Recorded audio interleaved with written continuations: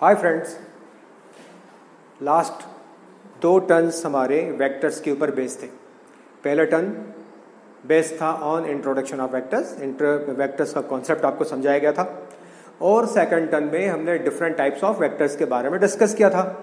पहले 2 टर्न्स थोड़े से सिंपल थे, उनमें कोई ख़ास बात नहीं थी। अब हम धीरे धीरे लेवल बेटा बढ़ाएंगे इसका, और इसके साथ साथ हमें प्रॉब्लम्स भी अब बहुत सारे करने पड़ेंगे।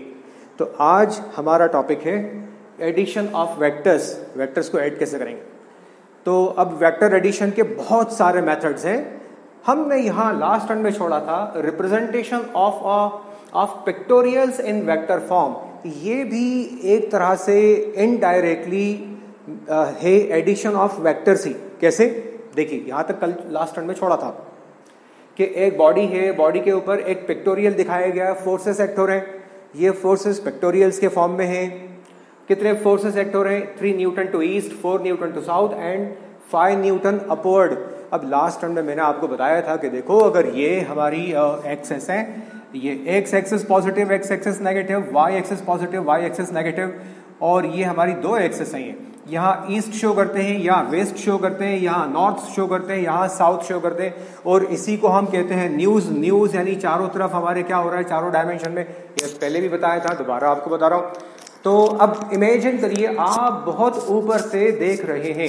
अगर हम ऊपर से देखते हैं, किसी टॉल बिल्डिंग के ऊपर छत पे खड़े होकर देखें, आप नीचे देख रहे हैं, तो अब आपको क्या लगेगा कि ये नॉर्थ साउथ जो है, ये नॉर्थ साउथ क्या है, ये हॉरिजॉन्टल है। ईस्ट वेस्ट ये भी हॉरिजॉन्टल है, और ये क्या हो जाएगा, ये परपेंडिकुलर डायरेक्शन हो जाएगी।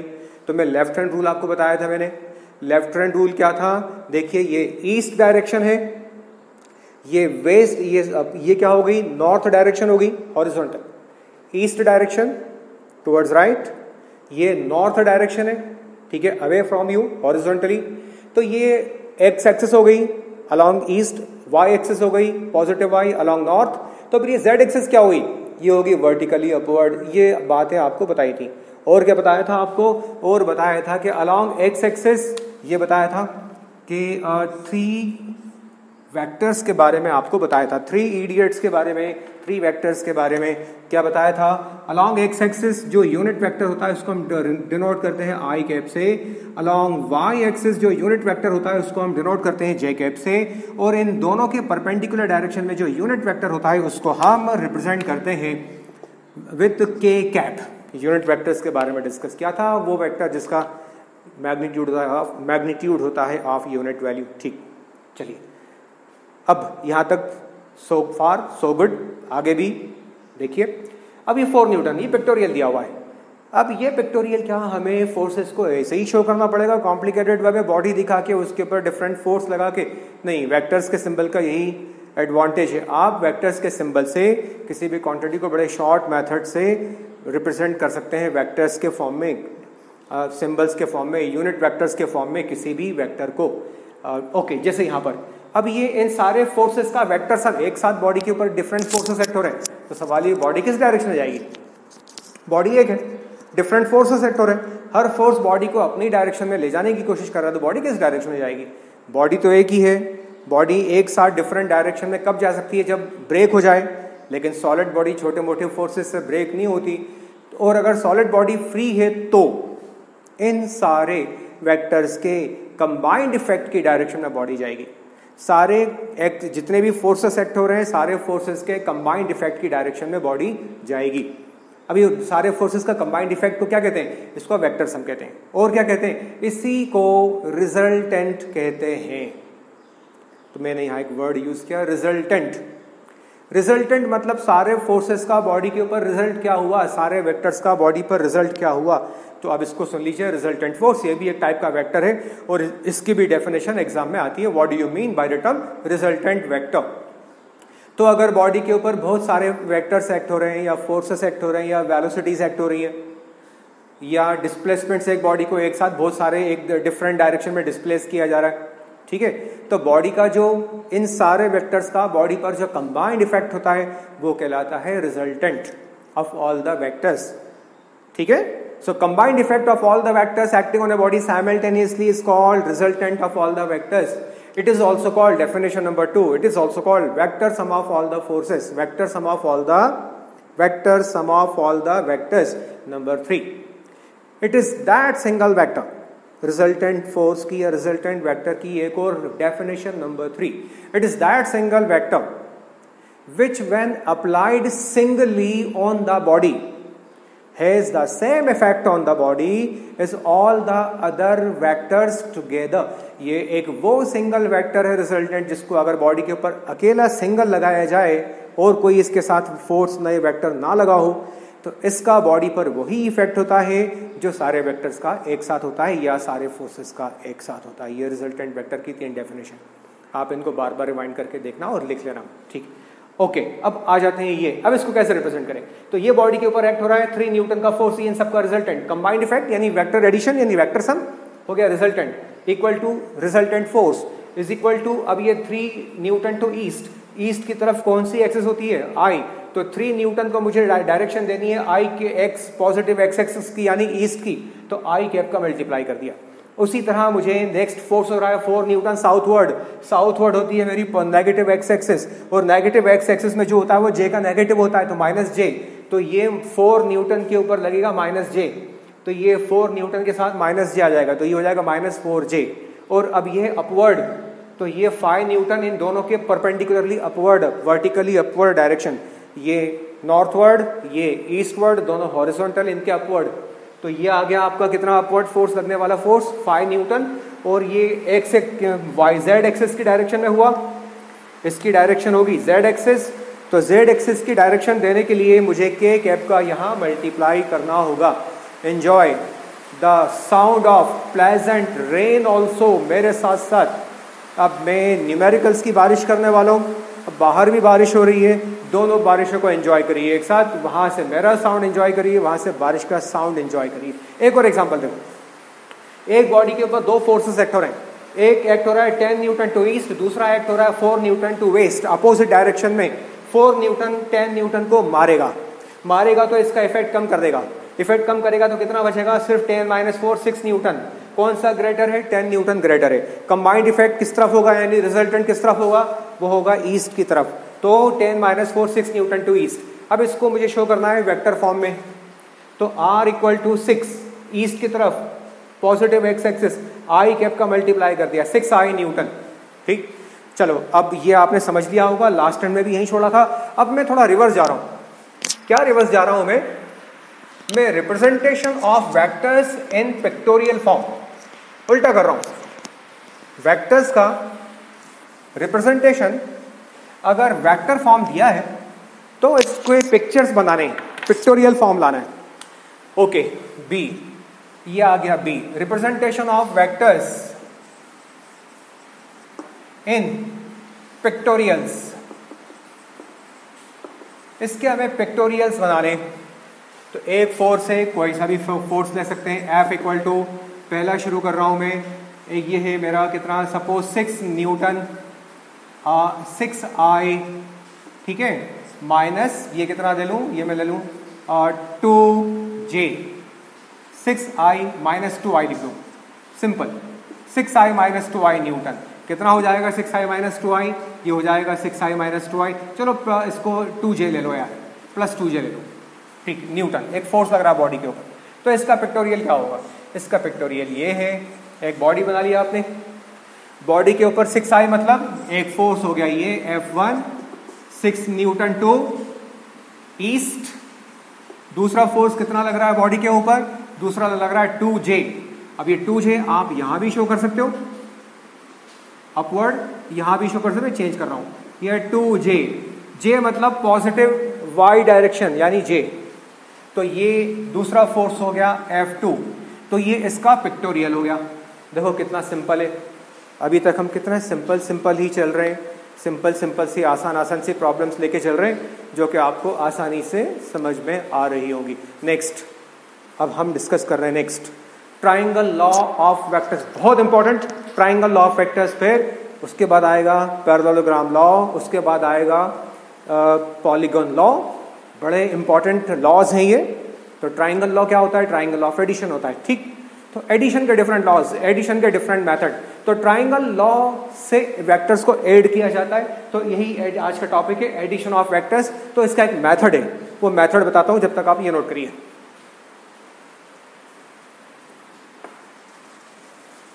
ओके, हो गया भाई आपका काम। ये भी कल लास्ट टर्म में सब डिस्कस हुआ था ये। अब आज हम डिस्कस करने वाले addition of vectors. Addition of vectors बहुत इंपॉर्टेंट है, इट्स वेरी वेरी इंपॉर्टेंट। सब लोग लिख लो, इस टॉपिक की हेडिंग है एडिशन ऑफ वेक्टर्स, और लिख लो ये, इट इज वेरी इंपॉर्टेंट। फिर आज इसके ऊपर बेस्ड कुछ प्रॉब्लम्स भी हम सॉल्व करने की कोशिश करेंगे। एडिशन ऑफ वेक्टर्स, तो एडिशन ऑफ वेक्टर्स का मेथड नंबर 1, मेथड नंबर 1 है, मैं लिख रहा हूं यहां, tail to tip method. Tail to tip method of addition of vectors लिख लो, टेल टू टिप मेथड। अब आप बोलोगे यार ये टेल क्या और टिप क्या है? तो इसका मतलब अगर जो बच्चे अभी ये पूछ रहे हैं, दो बातें हो सकती हैं, या तो पहली बार देख रहे हैं या उन्होंने फर्स्ट या सेकंड वीडियो को देखा नहीं है।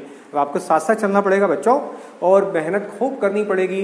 घर में आराम, लीजर टाइम है ना, लीजर या लेयर टाइम नहीं है आपके लिए, इसको फुर्सत का टाइम नहीं है।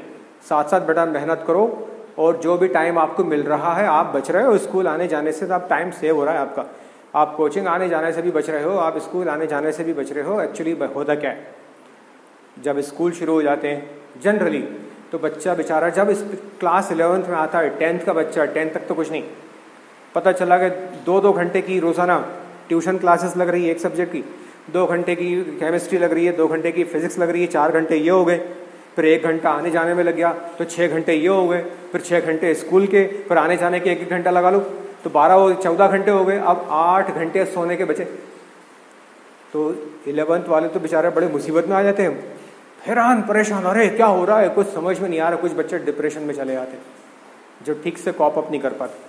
तो हमारा यही तो आर्ट होता है कि स्कूल और कोचिंग के बावजूद भी हम टेक्निक बता देते हैं आपको कि आपको तैयारी कैसे करनी है। अभी तो खैर माहौल चेंज है, तो अभी उस चेंज माहौल के हिसाब से ही आपको पढ़ाया जा रहा है। तो फिलहाल मैं आपसे ये कहना चाहूँगा कि देखो बच्चों, अभी बहुत टाइम है, तो अभी जितना भी पढ़ाया जा रहा हो, अब गाड़ी भागेगी, मैं जल्दी जल्दी हमारा टॉपिक्स कवर होंगे, ढेर सारे न्यूमेरिकल्स होंगे। तो मेरा कहने का मतलब ये है कि देखो, अब आप प्रैक्टिस जो पढ़ाते जा रहे हैं उसको छोड़ना नहीं, साथ साथ प्रैक्टिस करते जाना, फायदे में रहोगे। Okay, tail to tip method. अब मैंने जिन बच्चों ने लास्ट क्लास ज्वाइन नहीं की थी, तो मैं उनके लिए बता दूं, एक वेक्टर को, कोई भी वेक्टर है, उसको एक एरो से रिप्रेजेंट करते हैं। ये कोई वेक्टर है ना, सपोज ये कोई फोर्स है, ये फोर्स ही हम ज्यादा यूज करते हैं जनरली। तो ये जो स्टार्टिंग पॉइंट ए है, इस फोर्स को हमने रिप्रेजेंट किया वेक्टर ए बी से। तो ये स्टार्टिंग पॉइंट ए कहलाता है इसका टेल, या इनिशियल पॉइंट, या स्टार्टिंग पॉइंट, ठीक है ना। और मैंने आपको बताया था को इनिशियल वेक्टर, इसीलिए तो बताया था। ये दो वेक्टर है, एक वेक्टर एफ, ये वेक्टर पी, और ये वेक्टर क्यू, ये को इनिशियल कहलाते हैं, क्योंकि इनिशियल पॉइंट कॉमन होता है। The vectors with common initial point, को इनिशियल वेक्टर। तो ये इन दोनों का इनिशियल पॉइंट था टेल, कॉमन इनिशियल पॉइंट था। तो ए इनिशियल पॉइंट को कहते हैं टेल, और जहां पर ये वेक्टर कंप्लीट होता है, इसका जो एंड होता है पॉइंट बी, तो पॉइंट बी कहलाता है इसका टिप, ठीक है। तो अब ये टेल टू टिप मेथड क्या है? ओके, होपफुली नोट कर लिया होगा। पॉइंट ए कहलाता है टेल, पॉइंट बी कहलाता है टिप, और ये इसको वेक्टर हेड भी कहते हैं। और लेंथ ऑफ वेक्टर कहलाती है मैग्नीट्यूड। लेंथ ऑफ वेक्टर क्या रिप्रेजेंट करती है? लेंथ है भी। ये भी बताते चलो यार कि ये जो magnitude of vector A B, कहीं बच्चे ऐसा नहीं हो, मैग्नीट्यूड ऑफ या mod of vector A B को रिप्रेजेंट कैसे करते हैं? बार्स में, ठीक है। तो वेक्टर ए बी क्या शो कर रहा है? ये शो कर रहा है magnitude of vector A B, यानी magnitude of vector F is equal to magnitude of vector F. इसको लिखते हैं ए बी, और ये होता है सिंपली एफ, ऐसे लेटर से भी इसको लिखा जाता है मैग्नीट्यूड ऑफ वेक्टर एफ। इसका एरो खत्म हो गया, एरो उसको डेकोरेट करने के लिए था कि हाँ ये क्वांटिटी एक वेक्टर क्वांटिटी है। आपको लास्ट टाइम में बताया था किसी वेक्टर क्वांटिटी को कैसे डेकोरेट करते हैं, उसका आइडेंटिफिकेशन कैसे होता है, उसकी पहचान कैसे होती है, उसके ऊपर एक एरो का साइन लगा के, ठीक है ना। ये भी बताया था कि किसी भी डायरेक्शन में एरो एक्ट, फोर्स एक्ट हो रहा, अपवर्ड डाउनवर्ड साउथवर्ड, ईस्टवर्ड, किसी भी डायरेक्शन में। लेकिन हम जब वेक्टर को रिप्रेजेंट करते हैं तो ऐसे लेफ्ट टू राइट ही उसके ऊपर हम ऐसे वेक्टर लगाते हैं। ये सारी बातें पुरानी हो गई, तो आप दोबारा आप वीडियोस देख सकते हैं, कोई दिक्कत नहीं। जिन्होंने छूट गया, अभी तक डिस्कस नहीं किया, या पहली बार अभी ये वाली क्लास ज्वाइन की है, तो उनके लिए कोई प्रॉब्लम नहीं है, आप पहले तो वीडियोस देखने के बाद यहाँ आ सकते हैं। तो दोबारा coming back to vector addition, तो किसको ऐड करना है? दो वेक्टर्स को ऐड करना है। ठीक, दो वेक्टर्स कैसे होना चाहिए? हाँ, अब ये एक बहुत इंपॉर्टेंट बात आ गई। दो वेक्टर्स क्या होना चाहिए, जरा बच्चों ध्यान से सुनो। दो वेक्टर्स कैसे होना चाहिए? कौन सी क्वांटिटीज ऐड होती हैं? Only similar quantities can be added. नहीं समझ में आया? अच्छा, चलिए मैं समझाने की कोशिश करता हूं दूसरे तरीके से। सपोज आपके पास दो पेन है। कितने पेन? दो पेन। अब मैंने आपको 3 चॉकलेट दे दी। कितनी दे दी? चॉकलेट्स दे दी। क्लास होती, जो बच्चे मुझे अच्छे अच्छे जवाब देते उनको चॉकलेट मिलती। खैर, अभी तो आपको फील करना होगा कि चॉकलेट है, अभी तो वर्चुअलिटी। तो वर्चुअली 3 चॉकलेट दे दी, तो आपके पास 2 पेन थे, मैंने 3 चॉकलेट दे दी, तो अब आपके पास कितने पेन हो गए? अब बच्चे बोलेंगे, हंसने लगे होंगे, अरे सर 2 पेन थे, 2 पेन में आपने 3 चॉकलेट दी, तो ये पेन तो 2 ही थे, चॉकलेट कहाँ से आ गई? तो आप बिल्कुल सही कह रहे हो बच्चों, आपका डाउट बिल्कुल सही है। पेन अलग क्वांटिटी है, चॉकलेट अलग क्वांटिटी है। पेन्स में चॉकलेट्स ऐड नहीं होती। तो फिर कौन सी क्वांटिटीज ऐड होती हैं? सिमिलर टाइप की क्वांटिटीज ऐड होती हैं। 2 पेन है, 3 पेन और दे दिए, कितने पेन हो गए? लिखो कमेंट बॉक्स में। हाँ, 5 पेन हो गए। अच्छा, पहले आपके पास 10 चॉकलेट थी, अब मैंने आपको 10 चॉकलेट में से 3 चॉकलेट ले ली, कितनी चॉकलेट बची? 7 चॉकलेट बची। अच्छा, पहले आपके पास 5 चॉकलेट थी, 10 चॉकलेट और दे दी, कितनी चॉकलेट हो गई? 15 चॉकलेट हो गई। अच्छा, अब आपके पास पहले 5 चॉकलेट थी, 3 आइसक्रीम दे दी, अब कितनी चॉकलेट आइसक्रीम दी? चॉकलेट बार अमूल चॉकलेट दी आपको 3, पहले से थी मान लो, 5 चॉकलेट थी, चलो मान लो, अब आपको 3 आइसक्रीम दे दी, तो कितनी चॉकलेट हो गई? चॉकलेट उतनी रहेंगी, आइसक्रीम ऐड नहीं होगी। बच्चों फील आई एडिशन की? तो कौन सी क्वांटिटीज ऐड होती हैं? कौन सी क्वांटिटीज ऐड होती हैं? वही क्वांटिटीज जो एक जैसी होती है। अलग अलग क्वांटिटीज क्या हम ऐड कर सकते हैं? नहीं कर सकते। चॉकलेट में आइसक्रीम ऐड नहीं होगी, पेन में चॉकलेट्स ऐड नहीं होंगी, मैंगो में बनाना ऐड नहीं होगा। 5 किलो मैंगो में 10 किलो बनाना ऐड कर दिया तो क्या 15 किलो बनाना या 15 किलो मैंगो हो जाएगा? नहीं होगा ना। तो ये मेथड है। यही बात वेक्टर्स के ऊपर लागू होती है। अगर फोर्स है तो फोर्स में वेक्टर, एक फोर्स वेक्टर का, तो उसमें दूसरा वेक्टर फोर्स ही ऐड होगा, उसमें वेलोसिटी ऐड नहीं होगी। वेलोसिटी एक वेक्टर दिया हुआ, उसमें हम डिस्प्लेसमेंट ऐड कर दें तो क्या वेलोसिटी बाय डिस्प्लेसमेंट ऐड हो जाएगा? वही बात, वही रूल वेक्टर्स के ऊपर भी लागू होता है। तो हम वेक्टर्स ऐड कर रहे हैं, मतलब कितने वेक्टर हैं हमारे पास? कम से कम 2 तो होंगे। हम इनिशियली 2 वेक्टर से शुरू कर रहे हैं। ओके, कौन से 2 वेक्टर्स हैं हमारे पास? हमारे पास 2 वेक्टर्स हैं। ये एक वेक्टर है P, वेक्टर P, और इसको मैं वेक्टर Q मान लूं, Q, और एक वेक्टर ऐसे एक्ट हो रहा है, से वेक्टर P। ये 2 वेक्टर, क्या मतलब हुआ इसका? इसका मतलब हुआ कि एक बॉडी है, एक बॉडी के ऊपर 2 वेक्टर्स एक साथ एक्ट हो रहे हैं। ये वेक्टर P और ये बॉडी पर एक्ट हो रहा है वेक्टर Q। सपोज इन दोनों के बीच का एंगल है थीटा। चलो एंगल थीटा बाद में, चलो ले लिया यार, ले लिया मतलब ले लिया, इन दोनों के बीच का एंगल थीटा। तो अब ये वेक्टर यानी फोर्स मान लो, ये वेक्टर, ये क्या मान लो? ये मान लो फोर्स P और ये मान लो फोर्स Q। और ये वाला फोर्स भी बॉडी को अपनी तरफ खींच रहा है, ये वाला फोर्स की बॉडी को अपनी तरफ खींच रहा है। सवाल ये, बॉडी कहाँ जाएगी? बॉडी दोनों डायरेक्शन में जाएगी। बॉडी जाएगी दोनों के रिजल्टेंट की डायरेक्शन में। तो जरा देखना, बॉडी इन दोनों के बीच में कहीं जा रही होगी, समवेयर हियर। दोनों का कंबाइंड इफेक्ट बॉडी को यहां खींचेगा। तो ये, सॉरी, आर दोनों का रिजल्टेंट, तो ये हो जाएगा दोनों का रिजल्टेंट यानी कंबाइंड इफेक्ट, यानी दोनों का वेक्टर सम। दोबारा देखो, एक बॉडी के एक फोर्स दिया है P, दूसरा फोर्स दिया है Q, इन दोनों को ऐड करना है हमें। तो इसको हम, ये वेक्टर्स दिए, ये इनका पिक्टोरियल फॉर्म हो गया, ये वेक्टर P और ये वेक्टर Q। तो अब बॉडी कहाँ जाएगी अगर फ्री है? तो अगर बॉडी फ्री है तो दोनों या तो Q की तरफ, हम बोलें Q की तरफ जाएगी। अगर Q ज्यादा हो मान लो, क्यों भाई P का इफेक्ट क्या बिल्कुल ही खत्म हो गया? चलो P अगर ज्यादा हो तो P की तरफ कह ले हम कि हाँ बॉडी P की तरफ जाएगी। क्यों भाई, Q का कोई बिल्कुल इफेक्ट क्या 0 हो गया? नहीं ना। तो बॉडी जाएगी दोनों वेक्टर्स के कंबाइंड इफेक्ट की डायरेक्शन में। वेक्टर्स का कंबाइंड इफेक्ट क्या कहलाता है? रिजल्टेंट दोनों का। या दोनों का वेक्टर सम। तो ऐड कैसे करें सवाल ये। ओके, इसको ऐड करने का मेथड है टेल टू टिप मेथड। तो सपोज मैंने यहां एक वेक्टर ड्रॉ किया। अब बच्चों ये जरा इंपॉर्टेंट है यार, ये वेक्टर ए बी है। ये वेक्टर ए बी मैंने ड्रॉ किया इक्वल टू वेक्टर पी। किसके बराबर? Equal to vector P. अब ये वेक्टर ए बी मेरा वेक्टर पी के बराबर क्यों है? क्योंकि इसकी डायरेक्शन वही है जो वेक्टर पी की है, वेक्टर ए बी की, और इसकी लेंथ वही है जो वेक्टर पी की है। तो ये वेक्टर ए बी रिप्रेजेंट करेगा vector P by the definition of equal vectors. अब क्या करेंगे? वेक्टर क्यू के टेल को कहां रखेंगे? वेक्टर पी के टिप पर रखेंगे। कैसे रखेंगे? ये मैंने क्या किया, ये वेक्टर क्यू, ये वेक्टर क्यू को मैंने उठा के वेक्टर बी के टिप पर रख दिया। किस तरह रखा? Tail of vector Q should come on tip of vector P. Vector Q का टेल यानी ये पॉइंट किस पर आना चाहिए? वेक्टर पी के टिप यानी पॉइंट बी पर आना चाहिए। तो वेक्टर क्यू को उठा के मैंने यहां रख दिया और इसको रिप्रेजेंट किया, इसको मैंने रिप्रेजेंट किया बी सी से।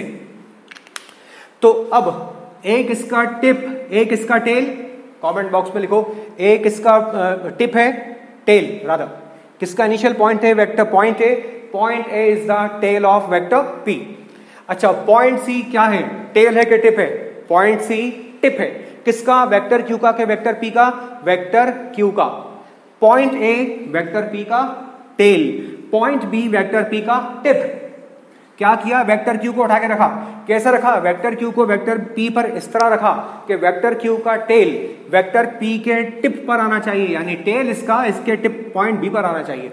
और वेक्टर क्यू वही है, इस तरह रखोगे कि डायरेक्शन चेंज ना हो। ओके, तो ये वेक्टर बी सी ड्रॉ करके मैंने इसको रिप्रेजेंट किया। वेक्टर क्यू को कैसे रखा? मैंने वेक्टर बी सी ड्रॉ करके वेक्टर बी सी इस तरह मैंने ड्रॉ किया। क्या पॉइंट बी क्या हो गया? पॉइंट बी वेक्टर क्यू का हो गया टेल, और पॉइंट बी वेक्टर पी का टेल व टिप। पॉइंट पी बी और पी पे कंफ्यूज मत होना, पॉइंट बी वेक्टर पी का टिप, और पॉइंट बी क्या हो गया? वेक्टर क्यू का टेल भी हो गया। तो वेक्टर क्यू को कैसे रखा मैंने? वेक्टर पी के रूप पर रखा, और इसका टेल इसके टिप पर आना चाहिए। अब क्या करेंगे? देखो, अब आप ज्वाइन कर देंगे टेल टू टिप।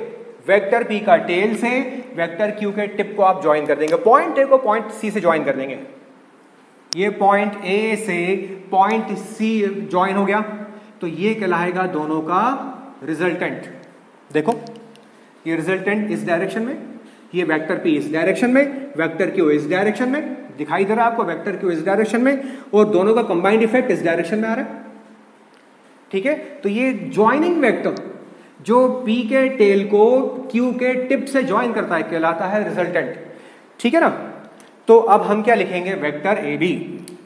इसको क्या लिखा जाता है? इसको लिखते हैं vector A B plus vector B C is equal to vector A C, और vector P plus vector Q is equal to vector R. This is called the vector addition of two vectors by tail to tip method.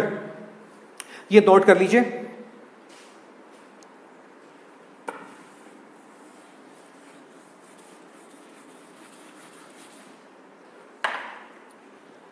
जब तक आप इसको note कर रहे हैं, बहुत important है ये।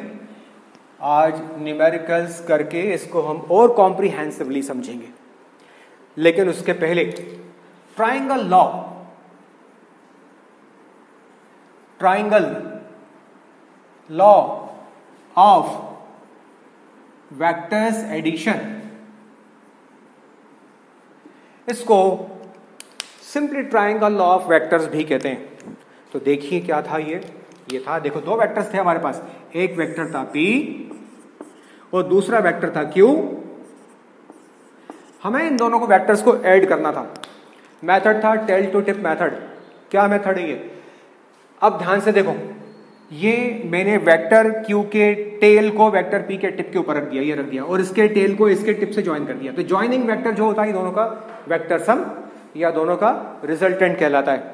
तो vector P plus vector AB plus BC, देखो रीड कैसे करते हैं, AB plus BC is equal to AC vector form में, तो vector P plus vector Q is equal to हो गया वेक्टर R। ये और हम समझने की कोशिश करेंगे, लेकिन इसी को हम कहते हैं ट्राइंगल लॉ ऑफ वेक्टर्स। तो क्या है ट्राइंगल लॉ?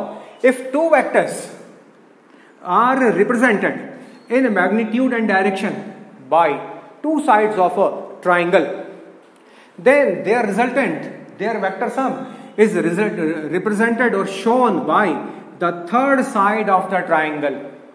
इसको मैं थोड़ा और एलोबोरेट करूंगा, अभी लिखना नहीं, पहले समझना। अब इसके बाद जब मैं बोलूंगा तो आप रिवाइंड करके आप इसको समझने की कोशिश करना।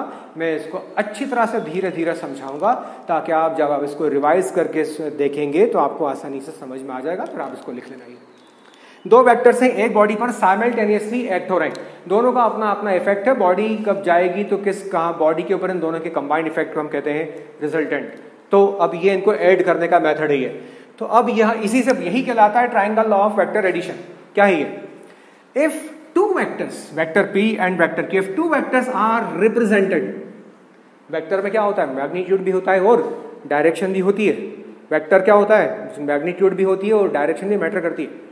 तो if two vectors are represented in magnitude and direction by two sides of a triangle in magnitude and direction taken in one order, then their resultant is represented by third side of the triangle taken in opposite order in magnitude and direction। दो vectors को आप magnitude और direction में किसी triangle की दो side से represent करेंगे इन वन ऑर्डर।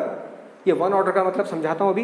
तो उनका जो रिजल्टेंट होगा, उनका जो वेक्टर सम होगा, that will be represented by the third side of the triangle taken in opposite order. चलिए, अब ये आपने देखा होगा, ये कौन सी साइकिल होती है? ये होती है anti clockwise direction, anti clockwise order. और ये कौन सा ऑर्डर होता है?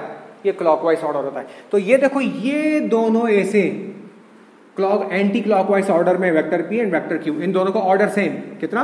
क्लॉकवाइज। इसका ऑर्डर क्या हो गया? अपोजिट हो गया। तो अगर वेक्टर P वेक्टर Q को एक ऑर्डर में शो किया तो दोनों का रिजल्टेंट अपोजिट ऑर्डर में रिप्रेजेंट होगा।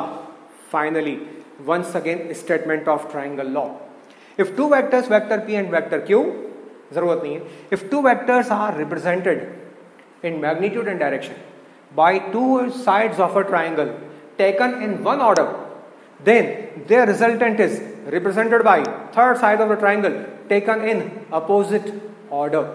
आप दोबारा सुन लेना ये, और जो मैंने स्टेटमेंट बोला आप इसको लिख लेना। वैसे आप डेफिनेशन बुक से भी लिख सकते हैं, यही डेफिनेशन बुक में भी होगी। ये हमारा ट्राइंगल लॉ कहलाता है। तो remember AB plus BC is equal to AC। अच्छा, अब आप बोल रहे होंगे कि क्या हमने ये इसके रिलेटेड कुछ नई बात पढ़ी? नहीं, आपने नई बात नहीं पढ़ी, आपने कोई नई बात नहीं पढ़ी। क्यों नहीं पढ़ी? देखो, आपको याद करो कि आपको बताया था एक बॉडी का डिस्प्लेसमेंट 4 मीटर टू ईस्ट। यहां से बॉडी टर्न लेती है कितना? 3 metre to north, 4 metre to east चली बॉडी और 3 मीटर टू नॉर्थ। अब ये दोनों डिस्प्लेसमेंट वेक्टर हो गए। इसको मैंने शो किया वेक्टर A, ये B और ये C, ठीक है ना? तो ये एक वेक्टर हो गया वेक्टर P, ये दूसरा वेक्टर हो गया vector Q is equal to 3 metre to north. तो दोनों का रिजल्टेंट या कंबाइंड डिस्प्लेसमेंट, ये वेक्टर सम कितना हुआ? तो आप जानते, ये टेल टू टिप मेथड से ज्वाइन कर लो। और अब आप याद करिए, ये रिजल्टेंट हो गया वेक्टर सम, और ये कितना आया था? 5 मीटर। अब याद रखो, ये राइट एंगल ट्राइंगल है, ये ईस्टवर्ड और ये नॉर्थवर्ड। इस ट्राइंगल को हम कहते हैं बच्चों, अब याद रखो, 3, 4, 5 ट्राइंगल। ये बहुत कॉम्पिटिटिव एग्जाम में ये बहुत यूज होता है। 3, 4, 5 ट्राइंगल। किसी भी राइट एंगल ट्राइंगल में अगर एक आर्म होती है 4, दूसरी बेस या परपेंडिकुलर में से एक होता है 4 और एक होता है 3, तो पाइथागोरस थ्योरम से हम जानते हैं इनका रिजल्टेंट आता है हमेशा 5। ये आप कर चुके हैं पहले, ये कर चुके हैं आप, है ना? तो वही तो मेथड है। तो क्या लिखेंगे इसको? दोनों का रिजल्टेंट क्या हुआ? रिजल्टेंट हुआ, resultant is equal to vector P plus vector Q, tail to tip method, triangle law. अगर दो डिस्प्लेसमेंट को ट्राइंगल की दो साइड से रिप्रेजेंट करते हैं, अगर दो डिस्प्लेसमेंट्स को ट्राइंगल की दो साइड से रिप्रेजेंट करते हैं तो दोनों का वेक्टर सम, दोनों का रिजल्टेंट डिस्प्लेसमेंट, दोनों का कंबाइंड डिस्प्लेसमेंट, बॉडी का net displacement, vector displacement, total दोनों का वेक्टर सम कितना होगा? It will be represented by the third side of the triangle, that is by the hypotenuse. Hypotenuse से रिप्रेजेंट होगा ये। अब मैं आपको बता रहा था कि ये 3, 4, 5 ट्राइंगल है जो कॉम्पिटिटिव एग्जाम में इन पर्टिकुलर एमसीक्यूज में बहुत यूज होता है, तो इसको अब याद रखना आप। किसी राइट एंगल ट्राइंगल में जिसका बेस अगर 4 है, जिसका अगर परपेंडिकुलर 3 है, तो याद रखो ये दोनों एंगल्स होते हैं 37 डिग्री एंड 53 डिग्री। ठीक है, ये दोनों बच्चों याद रखना, ये बहुत यूज होने वाली चीज है, बहुत काम आने वाली चीज है। ये 3, 4, 5 ट्राइंगल कहलाता है। तो अब ये ग्रेटर साइड के सामने वाला एंगल ग्रेटर होता है, स्मॉलर साइड के सामने वाला एंगल स्मॉलर होता है। तो यहां से मैं आपको क्या बताना चाह रहा हूं? मैं यहां से अब आपको बताना चाह रहा हूं कि डायरेक्शन कैसे हम कैलकुलेट करेंगे। तो अब आपसे जब भी पूछा जाए, याद रखना ही है, यहां से साइन थीटा कॉस थीटा की वैल्यू बड़ी इंपॉर्टेंट होती है। देखो साइन 37 डिग्री क्या होगा? साइन 37 परपेंडिकुलर अपॉन हाइपोटेनियस, ये होगा 3/5। कॉस 53 कितना होगा? कॉस 53 बेस अपॉन हाइपोटेनियस, तो ये हो जाएगा कॉस 53 डिग्री। अगर ये एंगल लोगे तो ये बेस हो जाएगा, ये एंगल लोगे तो ये परपेंडिकुलर हो जाएगा। इतनी तो थोड़े को इतना आइडिया तो आपको है सबको, है ना? अच्छा, कॉस ये वैल्यूज यूज होती हैं बेटा। कॉस 37 के 3/5, ये देखो साइन 37 परपेंडिकुलर अपॉन हाइपोटेनियस, याद रखना है साइन 37 3/5। कॉस 37 की तो आप बोलोगे इस डायग्राम से कॉस 37 की वैल्यू क्या बताओगे आप? तो ये हो गया बेस, लिख के बताना। मैं बोल रहा हूं कॉस 37 की वैल्यू बेस 4 है एंड हाइपोटेन्यूज 5 है, तो कॉस 37 की वैल्यू आप बताओ मुझे कितनी है? 37 डिग्री दिख रहा होगा। बेस अपॉन हाइपोटेन्यूज जिन्होंने लिखा उनका आंसर बिल्कुल सही है, मैं चेक करूंगा, लिखें। और इसी तरह ये अगर आप एंगल लें 53 डिग्री, तो साइन 53 डिग्री की वैल्यू भी ये हो जाएगी, साइन 53 डिग्री। तो ये एंगल के सामने वाली साइड होगी परपेंडिकुलर 4/5। ठीक, ओके, ये वैल्यूज बहुत यूज होती हैं, इनको आप अच्छी तरह से समझ लेंगे। ये घबराना नहीं, अगर 37 डिग्री या 53 डिग्री की वैल्यूज आ गई तो बच्चों घबराना नहीं। आप बोलोगे तो हमें तो 30 डिग्री, 45 डिग्री और 60 डिग्री और 90 डिग्री की वैल्यूज से हम फैमिलियर है, आगे आपको और भी वैल्यूज से फैमिलियर होना पड़ेगा। इनका मेथड बताऊंगा मैं। 90 डिग्री से आगे के जो एंगल्स हैं उनकी 120 डिग्री, 135 डिग्री, 180 डिग्री, इनकी वैल्यूज कैसे निकालते हैं वैसे आपको मैथ्स टीचर ने बता दिया होगा, मैं भी बता दूंगा, घबराने की जरूरत नहीं। हाँ, इन सारे वेल डिफाइंड एंगल्स के अलावा 2 एंगल्स और हैं, इनकी वैल्यू आप और याद कर लीजिए।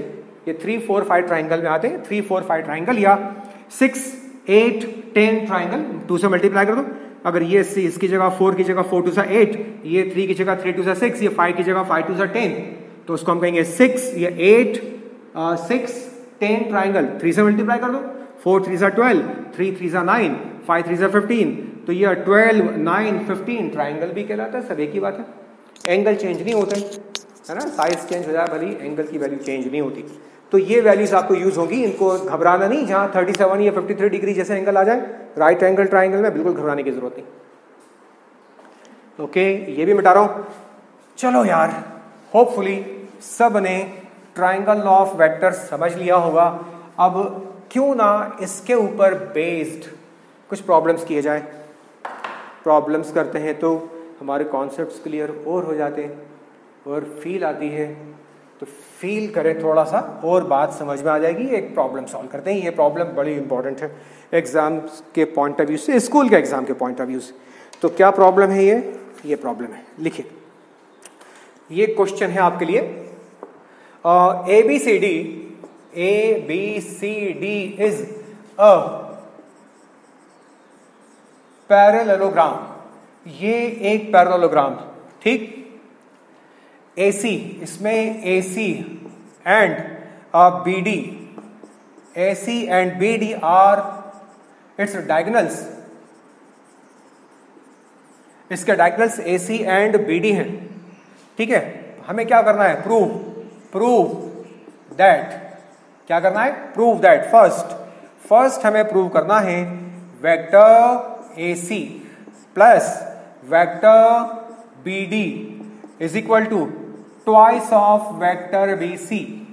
सेकंड, और क्या प्रूव करना है, vector AC minus vector BD is equal to twice of vector AB। Note करो बच्चों प्रॉब्लम ये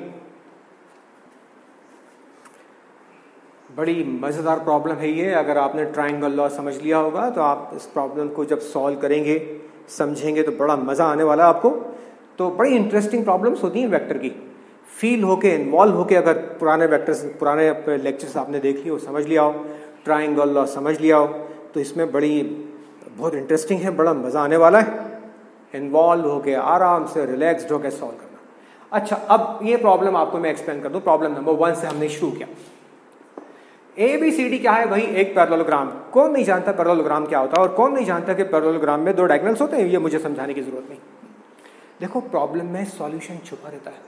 अगर कॉन्सेप्ट्स क्लियर हैं तो प्रॉब्लम में सॉल्यूशन छिपा रहता है। अब ये धीरे धीरे आगे बढ़ते जा रहा है।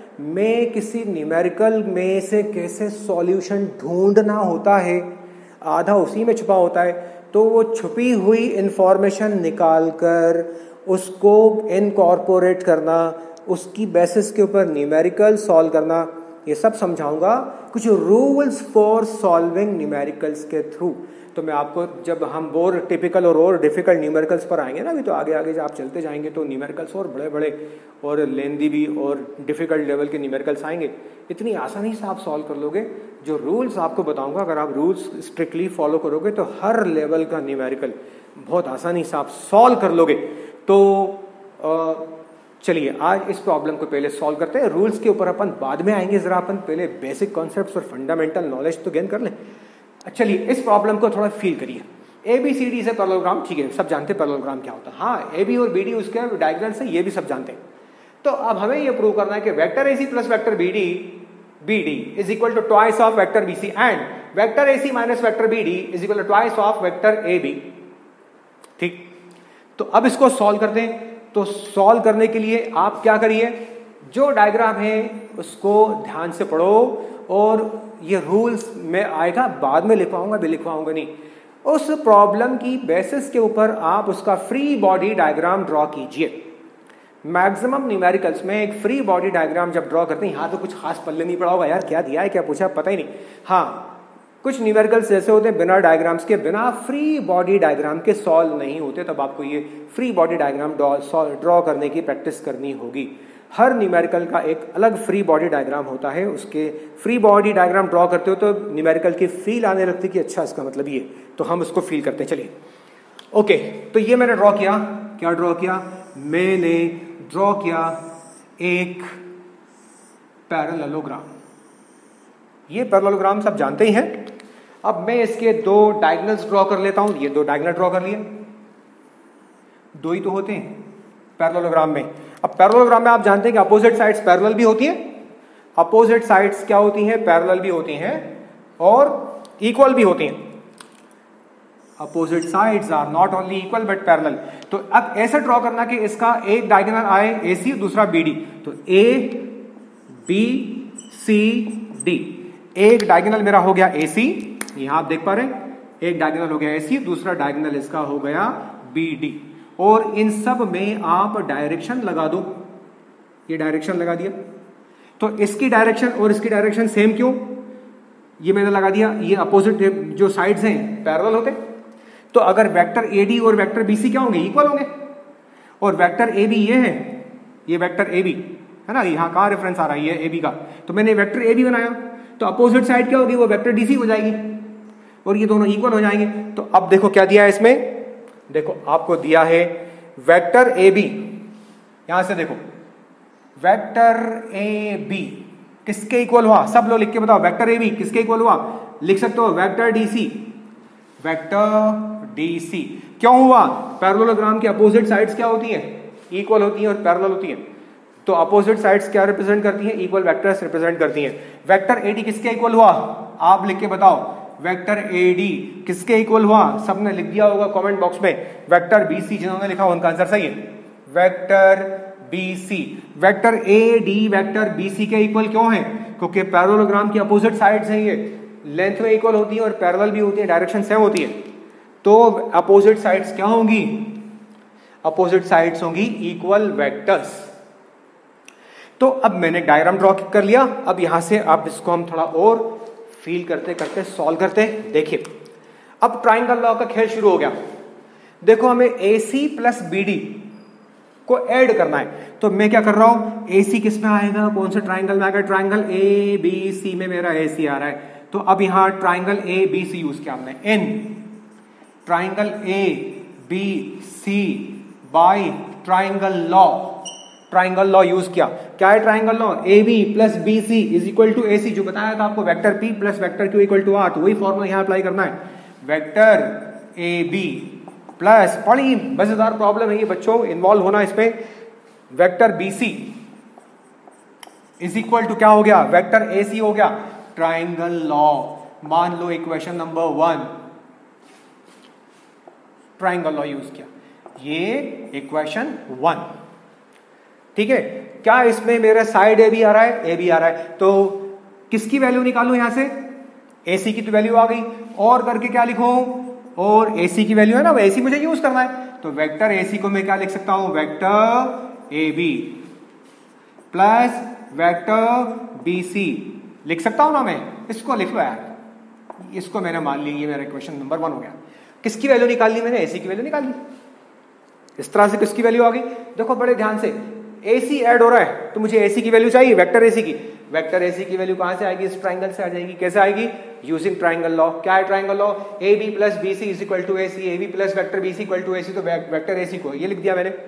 अब क्या है? वेक्टर BD, तो इन दोनों को ऐड करने के लिए वेक्टर BD की वैल्यू निकालनी पड़ेगी मुझे। चलो निकालते हैं वेक्टर BD की वैल्यू। BD कौन से ट्राइंगल में आ रहा है आप बताओ? ट्राइंगल का नाम लिख के बताओ, ABD, ये देखना जरा, ट्राइंगल ABD, वैसे इसमें भी आ रहा है, ये भी यूज कर सकता हूँ, ये भी यूज कर सकता हूँ। ट्राइंगल में यूज कर सकता हूँ BDC और ABD, दोनों यूज कर सकता हूँ, कोई प्रॉब्लम नहीं है। दोनों में AB आ रहा है, BD आ रहा है, ये वाला, तो मैं ये वाला यूज करूंगा ABD। In triangle ABD, triangle ABD। अब आप एरो तो नहीं लगा सकते, लेकिन आप बिना एरो के टाइप तो कर सकते हो, तो कमेंट बॉक्स में टाइप करिए और लिखिए ट्राइंगल लॉ अप्लाई करिए ट्राइंगल ABD में, और देखिए कि किसका मेरे जैसा आ रहा है। तो वेक्टर एरो के साथ चलना है, टेकन इन वन ऑर्डर। ये कौन सा ऑर्डर हो गया? क्लॉकवाइज, एंटी क्लॉकवाइज, ये अपोजिट ऑर्डर हो गया, तो क्लॉकवाइज एक ही ऑर्डर में चलना है, ये फिर ये, तो vector AB plus vector BD, vector AB plus vector BD,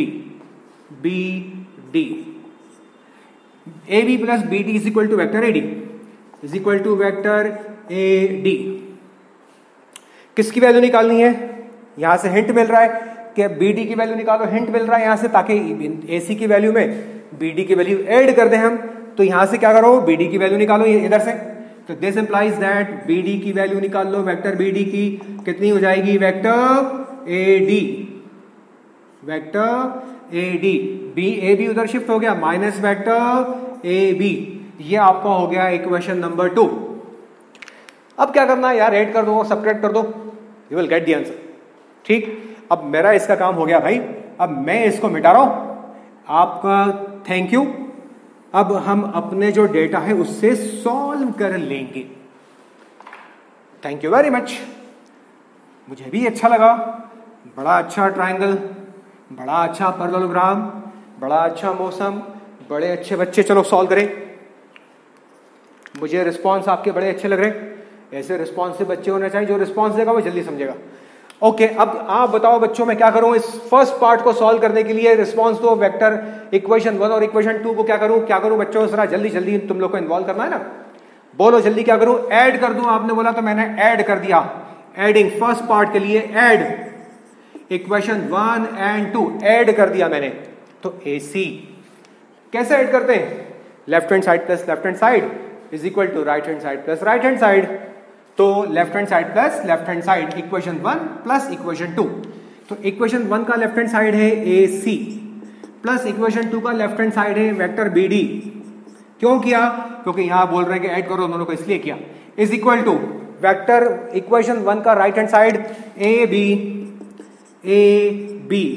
plus BC plus vector BD की वैल्यू, ये वेक्टर BD है ना, तो BD की value right hand side plus right hand side, तो ये आ गया वेक्टर AD, ठीक है, माइनस वेक्टर AB। क्या कैंसिल हो रहा है? वेक्टर AB से वेक्टर AB मार दिया, प्लस वेक्टर AB ने माइनस वेक्टर AB को मार दिया, दोनों इक्वल एंड अपोजिट है ना। ओके, अब प्रूव करना मुझे ट्वाइस BC, तो अब AD के ऊपर नजर दौड़ाओ, ये AD, यहां देखो बच्चों, AD किसके इक्वल है? वेक्टर BD के, BC के। क्यों है? क्योंकि AD और BC इस पैरेललोग्राम की अपोजिट साइड्स है, और पैरेललोग्राम की opposite sides equal vectors represent करते हैं। डायग्राम देखिए आपका, AD और BC अपोजिट है, इक्वल वेक्टर्स रिप्रेजेंट करते हैं। इसका मतलब आप समझ गए होंगे, BC लाना है ना मुझे, तो मैं AD की जगह क्या लिख दूंगा? AD की जगह BC लिख दूंगा। तो is equal to vector BC ये वाला प्लस वेक्टर AD की जगह मैंने लिख दिया vector BC, reason vector AD is equal to vector BC, ये रीजन है इसका। तो अब मेरा रिजल्ट क्या हो गया? ये vector BC plus vector BC मतलब twice of vector BC, vector AC plus vector BD is equal to twice of vector BC। The first part is proved, first part मेरा प्रूव हो गया। सेकंड पार्ट आपके लिए छोड़ रहा हूं, second part आपको प्रूव करना है या मैं ही करवा दूं? मैं सोच रहा हूं कुछ और प्रॉब्लम करवा, आप ट्राई करना यार, मैं एक दूसरी प्रॉब्लम क्यों ना करवा दूं, ठीक है? अच्छा, क्योंकि पहला है। अच्छा आप करोगे, आप ही करो, मैं दूसरी प्रॉब्लम लेता हूं आपके लिए। ओके, अच्छा यार, ये मैं प्रॉब्लम्स आपको असाइनमेंट तो और भी दे दूंगा आगे, क्यों ना मैं ही करवा दूं ना। अभी बच्चों के ऊपर मैं ज़्यादा लोड डालना नहीं चाहता। हाँ, मैं इतने ढेर सारी प्रॉब्लम दूंगा ना, आप बोलोगे नहीं सर हम सॉल्व करेंगे। कुछ बच्चे तो सॉल्व कर लेंगे, सारे बच्चे नहीं कर पाते। तो जो बच्चे कर लेते हैं वो खुद करिए, जो बच्चे नहीं कर पाएंगे उनको अपन छोड़ेंगे नहीं। आपको जब खुद करने का मौका आएगा तो उसके लिए मैं ढेर सारी प्रॉब्लम्स आपको दूंगा, चिंता करने की जरूरत नहीं। तो फिर आज अपनी लास्ट प्रॉब्लम होगी, तो ये नोट कर लिया होगा आपने, मैं इसको मिटा देता हूं। ये मिटा दिया मैंने, नोट भी कर लिया होगा सबने। तो अब आप मुझे बताओ कि मैं क्या करूं सेकंड पार्ट प्रूव करने के लिए। इक्वेशन 1 में से इक्वेशन 2 सबट्रैक्ट करना होगा, है ना। सबट्रैक्ट इक्वेशन 2 फ्रॉम इक्वेशन 1, तो सबट्रैक्ट करते हैं। AC इक्वेशन 1 का left hand side vector AC minus vector BD क्यों सबट्रैक्ट करें? तो बोल रहे हैं सबट्रैक्ट करो, इज इक्वल टू वेक्टर 1 का राइट हैंड साइड क्या है? ये है AB, vector AB plus vector BC, minus आते तो ब्रैकेट लगा देते हैं। इक्वेशन 2 का left hand side vector AD minus vector AB, बच्चों ये आज का लास्ट प्रॉब्लम है। इसको अब अगले टर्न में इसके आगे शुरू करेंगे पैरेललोग्राम लॉ, और उसके साथ साथ बहुत इंटरेस्टिंग प्रॉब्लम्स आप करेंगे। तो अब ये आ गया, यहां से यहां लिखें वेक्टर AB, क्या प्रूव करना है इस बात का ध्यान रखना, AB को कट नहीं करना हमें, AB रहेगा प्लस वेक्टर BC किसके बराबर है? AD के, चलो बाद में पुट कर देंगे वैल्यू, आप तो अभी लिखते जाइए vector BC minus vector AD, minus of minus plus हो गया, प्लस वेक्टर AB। सॉल्व करते चले जाओ जो जो आपको स्टेप्स दिख रहे हैं। अब AB और AB ऐड हो जाएंगे, हाँ हो जाएंगे, twice of vector AB add हो गए, ये तो प्रूव करना है। इसका मतलब वेक्टर BC को वेक्टर AD को एक दूसरे को मार देना चाहिए, तो ये आ गया वेक्टर BC, जब भी तो ट्वाइस AB बचेगा। अब BC क्या AD को मार रहा है, कब मारेगा? जब दोनों इक्वल होंगे, तब वेक्टर BC को वेक्टर AD मार देगा, कब? जब दोनों इक्वल होंगे। तो देखो क्या इक्वल है क्या? हाँ, वेक्टर AD और वेक्टर BC दोनों इक्वल है, तो ये BC और माइनस AD की जगह में क्या लिख सकता हूं? BC लिख सकता हूं, तो ये लिख दिया मैंने BC, तो ये BC ने BC को मार दिया, तो ये आ गया ट्वाइस ऑफ वेक्टर AB। देखिए प्रूव हो गया। तो कितनी इंटरेस्टिंग प्रॉब्लम्स हैं। तो अपना आप होपफुली कि आपने बहुत एंजॉय किया होगा इन प्रॉब्लम्स को। अभी बहुत सारी प्रॉब्लम्स बची हैं, टाइम कम है अपने पास, प्रॉब्लम्स ढेर सारी हैं। होपफुली आपने आज ट्राइंगल लॉ एंजॉय किया होगा। आज हमारा ट्राइंगल लॉ के ऊपर और वेक्टर एडिशन के ऊपर कंसंट्रेशन था। अगले टर्म में वेक्टर्स का मैग्नीट्यूड कैसे निकालते हैं, क्या वेक्टर्स को ऐड करने का जो टेल टू टिप मेथड है, जिसको ट्राइंगल लॉ भी कहते हैं, इसके अलावा और भी मेथड्स हैं क्या? हाँ, इसके अलावा और भी मेथड्स हैं, वो कहलाते हैं parallelogram law and polygon law, और उनके ऊपर बेस्ड बहुत सारे प्रॉब्लम्स। किसी वेक्टर का मैग्नीट्यूड कैसे निकालते हैं? अच्छा यार, मैग्नीट्यूड से ध्यान आया, मैं अब 3, 4, 5 ट्राइंगल बताने के चक्कर में आपको मैग्नीट्यूड बताना भूल गया। हाँ, मैग्नीट्यूड अगले टर्म में कर लेंगे, डायरेक्शन भी अगले टर्म में करेंगे। अगला टर्म बहुत इंपॉर्टेंट है, कोई भी बच्चा अगला टर्म मिस मत करना। इसमें अगले टर्म में हम क्या करने वाले हैं बता देता हूँ क्या करने वाले।